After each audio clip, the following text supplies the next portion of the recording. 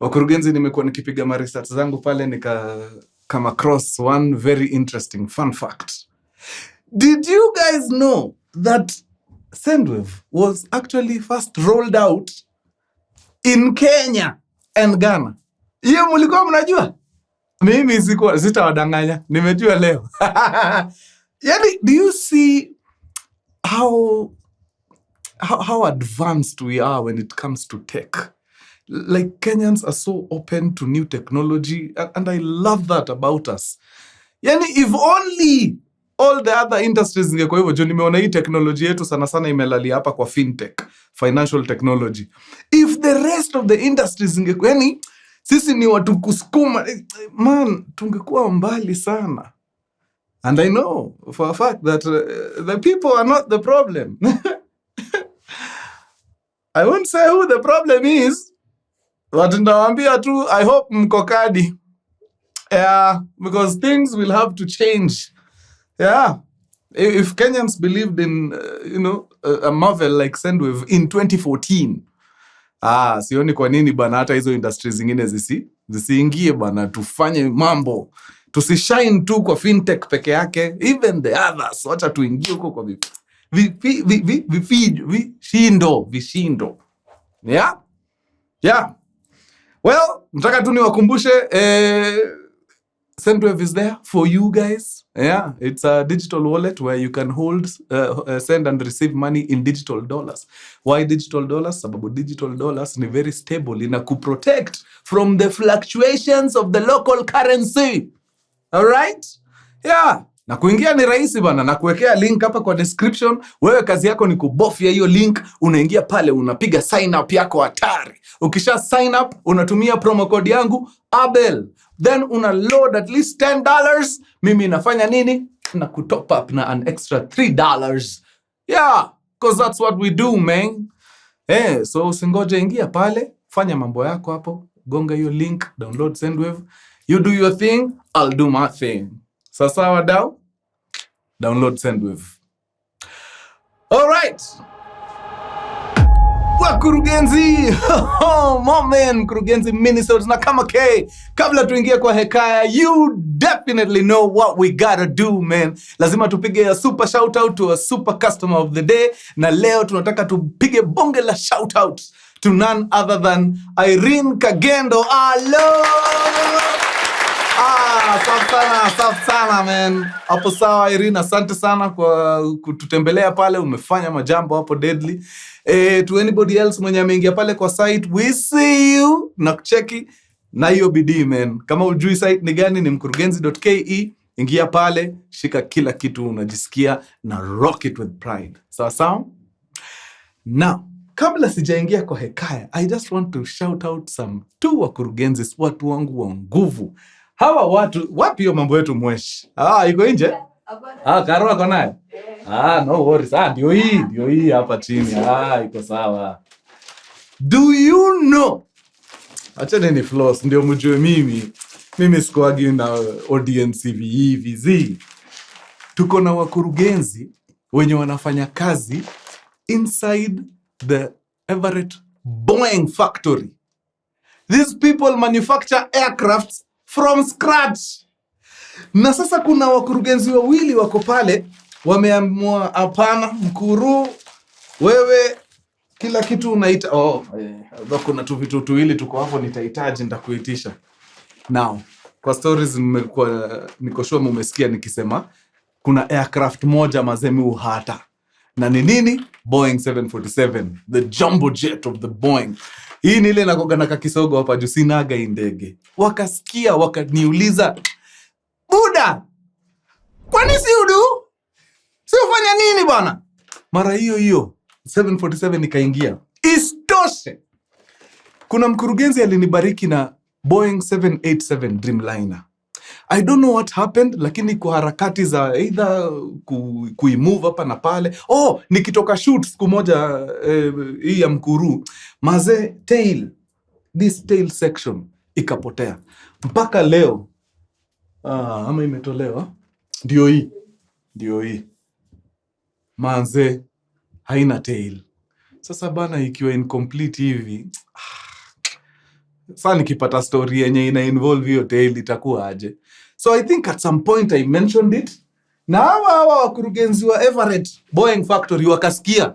Wakasema, chukua 787 mpya. Kwani iko nini? So niko na Dreamliner mpya na niko na 747 mpya.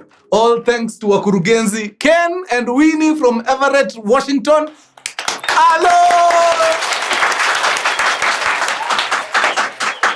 Sasa hizi mkiona kipindi next nitakuwa nimezi-display. Yeah, accordingly. I am so happy. I'm like a kid in a candy store.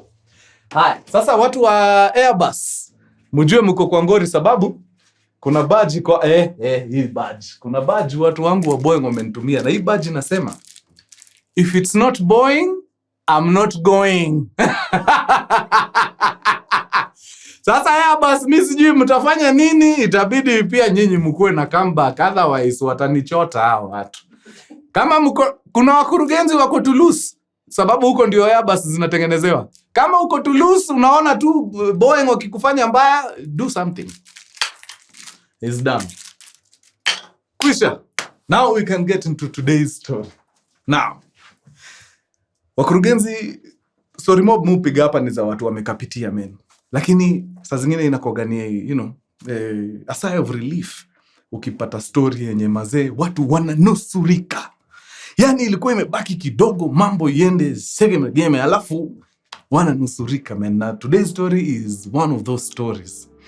Now, hii story ina involve in fact mwenye amenipigia ni rafiki ya one of the wahusikas.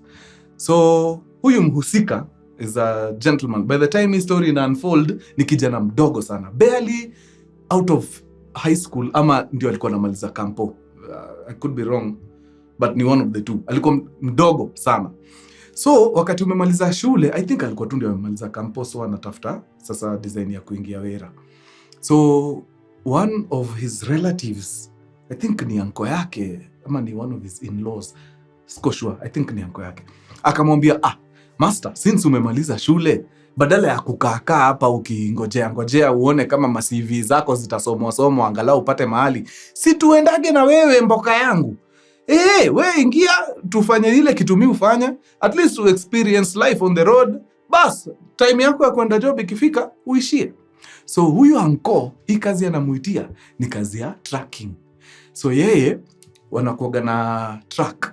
Na hii truck huwaga inatumika kubeba mizigo anywhere. Unaweza kuwa uko sijui Migori, unataka mzigo yako iende Mombasa. Anafinya mpaka Migori, anachukua mzigo yako, anaikimbiza mpaka Mombasa, then anarudi, anatulia Nairobi. So ni shughuli alikuwa anapiga sana, most of the time uncle alikuwa on the road. Sasa since kijana ako hapa na hafanyi kitu, si akuje akue company. Akue company ni kinid turn boy hapa na pale, kijana anachangamka huko. Kijana barubaru ako na nguvu. So the boys akasema iko sawa. Wewe twende, wacha tupige malap nione. One time shughuli katokea. Hii shughuli ilikuwa inafaa watoke Nairobi, waende moja kwa moja mpaka Nanyuki. Wakifika Nanyuki, wapakie mzigo ndani ya lori. Then watoke Nanyuki, vichochoro, wajipate Nakuru, teke ngori, mpaka wapi? Boda ya Kenya na Uganda. So, hiyo ni Busia. So, kila kitu ikakuwa iko sawa, wakapangwa na mdosi. Sasa mwenye lori, huyu anko, lori si yake ameandikwa hata yeye. So, mdosi akawapanga, akawaambia ndio hii pesa yenyewe mtaniniko barabara. Lori ishalipiwa. So, nyinyi kimbieni Nanyuki, pakieni mzigo, kimbieni boda, drop mzigo, then come back where? To Nairobi. So, kijana akaambiwa manze, sasa leo, safari ya leo utapenda. Kwa nini? Ni long haul, ni masafa dead. Really? Tunaenda wapi? Tunaenda Nanyuki, tupak mizigo, tuende boda Kenya na Uganda. Hata sijaifika huko, then tutoke huko, tukisha drop mzigo, tukam. Kijana aka nice. Akasema sawa, hii tuende mazee, ako super excited. Na wakaanza safari. So safari ya kwanza of course ilikuwa kwenda mpaka Nanyuki. Wakaenda wakafika Nanyuki vizuri, wakapata mizigo ziko pale zinawangoja, reverse lori mahali wanafaa, mizigo ikapakiwa vizuri, na wakaanza safari ya kwenda wapi? Busia boda. lori wanafinya mazee, wanapiga tu ma story pale wakijibamba. I think at some point mtu akasema sasa hii trip mazee hata kaeza toa hata maziwa extra. Tukirudi tunajibamba mbaya. Unajua after trip mrefu kama hii unarudishia hata mwili pole mazee, unaingia mahali unapiga kadrink kako kazuri. Ukisikia uko na shilingi unaweza enda kama massage kidogo, unakandwa. Unasikia fiti bana. But of course sasa unaona hii pesa ili come through bosi. Sasa bosi ndio ako nayo. Yeye amewalipa tu ile yao hiyo siku na akawapatia a bit extra ya barabara in case wakisimamishwa nini wanaweza toa kitu kidogo pale wapite waende. So but ni sawa, wishful thinking, but you know it's all good. At the end of the day ni road trip, tunaenda tukijionea Kenya the sceneries, it's all good. Hata tusipotoka na ganji iko sawa. So wadau wakafinya, toka Nanyuki, kata vichochoro, shika the highway sasa Nakuru kuelekea wakaenda mazee, wakafika Busia. Fika Busia vizuri, wakaenda waka offload ile mzigo yote walikuwa wamefanya nini, walikuwa wamebeba. Now after wamesha offload, si wakapiga hesabu ya haraka hapa, wakaona okay, since bado hatuko mbaya sana na tulifika tukapata rest kiasi, si tunaweza anza safari ya kufanya nini, ya kurudi Nairobi, sababu unachiki distance line hatari kutoka Busia mpaka jiji si karibu. So walifika mausiku after ku-offload wakalala. So asubuhi wanafaa watoke waanze safari sasa ya kuja wapi, ya kuja jiji. Wangwana, the Lord works in mysterious ways. Because wangekuwa ni watu wanafeel bado tuko na nguvu, waamue kutoka hiyo Busia usiku, wangetoka tu Kerae ikiwa nunge, wakuje Nairobi ikitingika sababu haina kitu. But hiyo kulala ilisaidia. Sababu gani? The following day as hawa sewa wanajiprepare kutoka, guess what? Wanapata msee na kama nawaambia ni aje wadau, naona mmesha drop mzigo mnarudi jiji. Sasa nilikuwa nauliza, kama mnarudi Nairobi na mimi niko na mzigo hapa Busia, mnaweza nibebea mnipelekee Nairobi tafadhali? Majamaa wakaangaliana wakasema okay. Sasa unacheki lori naye si yetu. Hiyo itabidi tu tupigie mdosi tusikie opinion yake. Jamaa karukia akasema cheki, in fact najua kuna ile bei lori waga ina charge. Kuna ile flat rate waga mnalipisha kama kutoka hapa mpaka Nairobi, kuna ile bei new charge iko. Mimi nataka nikuongezee 45,000 on top. So ile bei ya lori ile yenye sasa ni pesa ya mdosi hiyo nitawapea. Na on top of that na kupiga 45k juu unipelekee tu mzigo tafadhali mpaka Nairobi. Majamaa wakajiuliza, na hii ndio ile tulikuwa tumeombea? Yaani maombi zetu zinasikizwa instantly. Tunafaa tufungue kanisa mtu yangu. Sisi ni hatari. Wakasema sasa ndio isikae ni kama tunafanya biashara ya chini ya maji. Wacha tukol bosi. Tumwambie ni aje bosi, kuna jamaa mazee wako na mzigo na amesema anaomba tumpelekee Nairobi na atalipa ile kitu tunalipishanga. Unaonaje bosi? Hii mzigo tuchukue ama si turudi tu Kerae vile tunarudingi? Bosi akamwambia msiache ganji. Unaacha ganji kwa nini? Anafika bei. Ile rate yetu ya lori amefika. Beba. Anabeba nini? Bosi unabeba nini? Vitunguu. Anabeba vitunguu. Lete vitunguu wewe. Unataka kuacha pesa? Bas, iko sawa bosi, wacha tushughulike. Akaambiwa sasa iko sawa, tutabeba. But vijana hawakusema on top ya ile pesa ya lori kuna 45,000 yenye ilikuwa offered tayari. Hiyo hawakusema. Ndio wakibeba vitunguu, Sulu bin Sulu shika si Sulu bin Sulu, we shika ka 30. No, shika ka 15, jueni mtoto mdogo. Mimi nikule 30 yangu safi. Sinaona nimeleta biashara safi. Na kijana, of course, iko sawa. Huyu ni mtu hana kazi. So wakaenda wakachukua jamaa, wakaenda pamoja mpaka kwa maskan fulani. Kufika kwa hiyo maskan, jamaa akawapigisha story huko, akawaambia sasa nyinyi sababu mnapiga shughuli ngumu sana ya kusukuma hiki tu mpaka Nairobi, Musikae hapo, watu wataanza kuwatumia vibaya. Sijui mwanze kubeba mavitu kuweka kwa lori. Hiyo si kazi yenu. Nyinyi kazi yenu ni kuifikisha. So wacha wale wapambane na hiyo mzigo, waweke hizo vitu kwa lori. Nyinyi tulieni hapa, fungueni masoda hapo mkunywe msikie fiti. Wale wakufungua, wale wakudunga kashimo unanyonya, dunga soda yako unyonye, kwani iko nini? Wacha vijana wafanye kazi. So majamaa kona sawa, wakaenda wakapiga tula pale, wanapiga lori yao macho, wanaona wasee wanaeka tu magunia za vitunguu ndani ya lori. Na hizi vitunguu si hizi bulb onions, ni zile inaitwa leek onions zenye zinakoga mti. Leeks hizo. So wakapiga raundi hapo, lori ikapakiwa vitunguu. Bas wakakama wakaambiwa ni aje, lori iko sawa. Na naona time si mbaya, mnaweza anza safari. Akadai sawa, wacha tutoke. Na between hawa kuamka, hawa kukutana na mteja kuwapeleka maskani ya kuchukua vitunguu, lori kupakiwa, siku imeenda. By the time hawa watu wako na green light ya sasa, toka na kitunguu yako peleka Nairobi, jua inaenda kushuka, ni jioni, tushaingia masaa 10.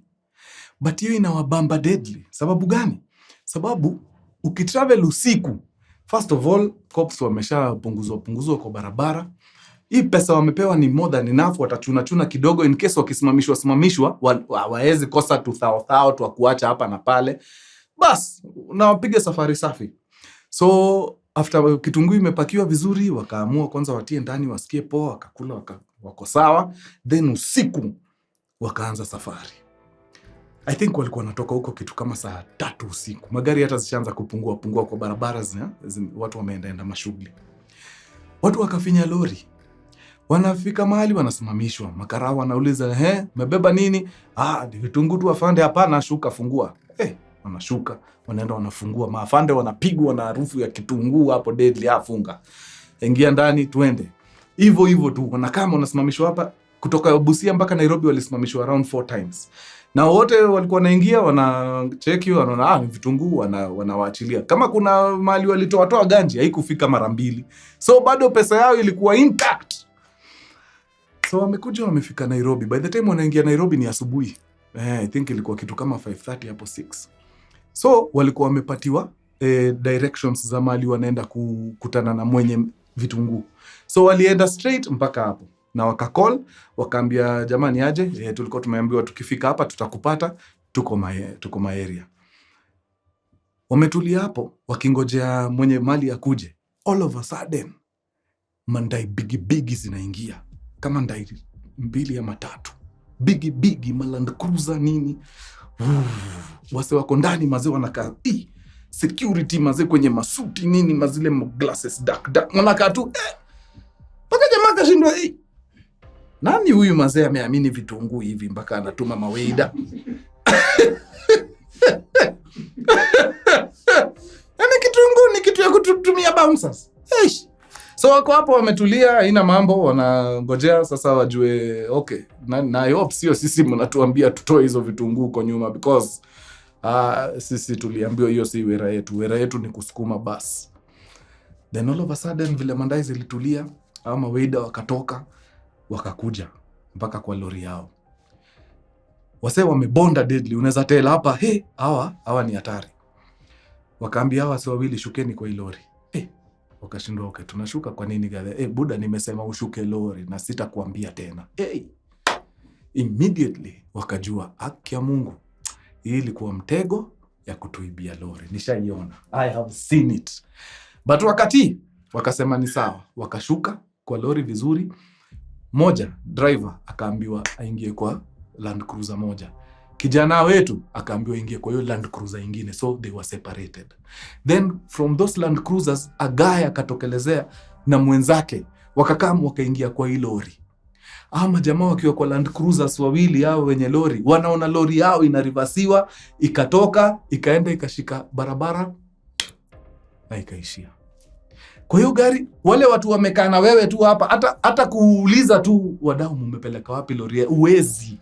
Watu wako na veins mpaka ndani ya macho. Huo ni mtu wezi muongelesha. wewe wachana na yeye, akishamaliza ile kitu anafanya na wewe utoke uende ukiwa hai. So walinyamaza. Majamaa wakaweka hapo nini, siku ikaenda ikafika kitu mida ya saa 3 na kitu saa 4. Wakaambiwa okay, sasa tutoke. Land Cruiser zikawashwa. Wakaenda opposite direction, wakaenda mazee, wakaingia maskan fulani inapikwa manyama sana. So watu wameanza prepare manyama hapo, ndio lunch ikianza kuingia saa 6. Watu wanatoka maofisi nini wapate maskani ya kudishi. But inaonekana watu wetu ni watu huku wako na shares juu hiyo mapema ya saa 4 nyama ilipatikana haraka faster. Wakakalishwa hapo chini, kila mtu akaodariwa nyama. Drink gani unataka itisha, siogope. Wakaitisha drink yao na nyama, lakini ukweli wa mambo ni ya kwamba hiyo nyama ilikuwa inaonja carton. Soda ya Fanta inaonja 40, sababu ujui watu plani yao ni gani. Number 2, lori yetu iko wapi? Wakapiga nyama yao, watu wanapiga story hapa, wanajaribu kuwa engage ndio uoga ishuke, but hawa wase wanatetemeka tu. Wakamaliza story na nyama around kitu saa 5. Then wakiwa wamekaa tuko hiyo kibanda, wakasikia ile sauti. Freno yetu naijua. Wala hiyo ni lori yetu. So lori ikakam, ikapaka hapo nje hiyo place wanakulia nyama. Majamaa wakaamka, since nyama waisha kuliwa, washamaliza, washalipa pale, wakaambia haya tuamkeni bana, imefika idhaa sasa. Wase wakatoka. Kutoka nje mazee wanaenda wanapata lori ndio hiyo imepakiwa vizuri. Then after wale walikuwa na lori wameshuka, wakakama wakapatia huyu dereki. One of the bouncers hapa akaingia kwa ifani paka hapa, akatoa ganji, akamhesabia ile ganji wali promise 45,000 pesa taslim. Kapatia jamaa, akamsalimia na akamwambia it was a pleasure doing business with you. Hivyo ndio majamaa waliingia kwa Land Cruiser zao na wakaenda. Yani maboy wetu walibaki hapo wamechanganyikiwa, design nyingine ieleweki. Wanashindwa, okay, what just happened? First order of business ikakuwa ni kuzunguka nyuma, waende wafungue lori, wajue okay, walisha offload vitunguu zao ama wametuacha na vitu hapa. Wanaenda wanafungua lori, wanapata vitunguu ziko hapo. Kumbe vitunguu zilikuwa zimefunika tu hapa mali mlango ya lori na kuaga. Na imecover just like a third of your space. Kutoka kwa malio a third inaishia mpaka mbele ya lori huko ilikuwa ni space tupu. Meaning kulikuwa gana goods zenye ziliingizwa kwanza, then vitunguu zikakama zikafunika. Our guys come to realize that hawa watu walisafirisha bangi kutoka Western worth millions of shillings. The reason why vitunguu ziliekwa hapo ilikuwa ni juu ya kukata ile harufu ya bangi. Ndio wakisimamishwa na makarao kwa barabara, wakisikia nini ya kitunguu waachilie. But in the real sense, these guys had innocently peddled hundreds of kilograms of weed kutoka Busia mpaka Nairobi. Wangwana, kitu tu inge happen, ipate hiyo ndio ile siku askari wameamua kukuja na ule Bosco wao wa kunusanusa. Unajua Bosco huwezi mconfuse na kitunguu. Uwezi. Akulagi kitunguu, so he has no business na hiyo kitu. But ashapatiwa smell ya bangi, ameambiwa hii ndio tunafaa tutafute Bosco. Unasikia? Hiyo hata ukue nani uwezi toka Bosco. By the way, angezunguka tu hiyo lori, akifika mahali akae chini. Wangwana, sijui kama mshawaijua. Ukienda mahali na uko na vitu hazifai kukua kwa mwili ama kwa bag, then huyo Bosco akuje azunguke anusenuse akae chini. Asa kupigia watu nyumbani, unaenda ndani. Na wabahatishangi, unaweza ificha na wherever. Akiisikia tu hivi anakaa chini na atoki hapo. Utasema hiyo bangi iko wapi? Sababu iko hapo. Na wakoseagi iko hapo. Luckily hawakupatikana hawa watu hiyo barabara yote mpaka Nairobi. Wacha nikwambie, walienda wakatumia hii pesa kujirudishia pole, lakini uoga. Sababu haki ya Mungu, kilo kama hizo sijui unahitaji beli ya how much kujitoa hapo. Ingekuwa mbaya sana mazee. But thank God waliponea. Yeah. So wakaendelea na shughuli zao. It was a good lesson. Saa hii wakipata shughuli yoyote ya mrengo, hiyo tubebei nini? Hakuna hiyo cha endeni mkunywe soda huko.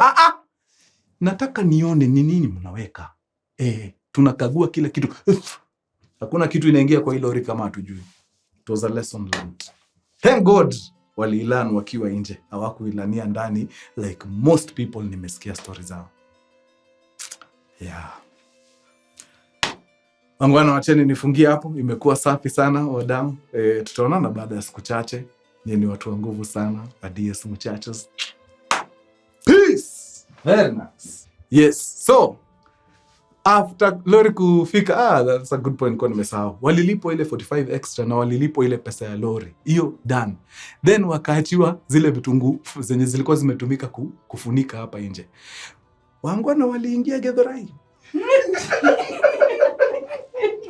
Within 2 hours walikuwa na 5,000 pesa taslimu. Mpaka nikauliza, kwani vitunguu ni cheap hivyo? Yaani gunia kadhaa zinatoa tu 5,000 ama hizo ni zile za kupeana zitoke tu. Wewe chukua, uko na ngapi? Lete. I think hivyo ndio walifanya. Wakaongeza kakobole kwa ile 45. So wakakuwa na chwani yao safi. Bas. Good one. Nilikuwa nimesahau hiyo bit. That is what exactly happened. What? Sorry.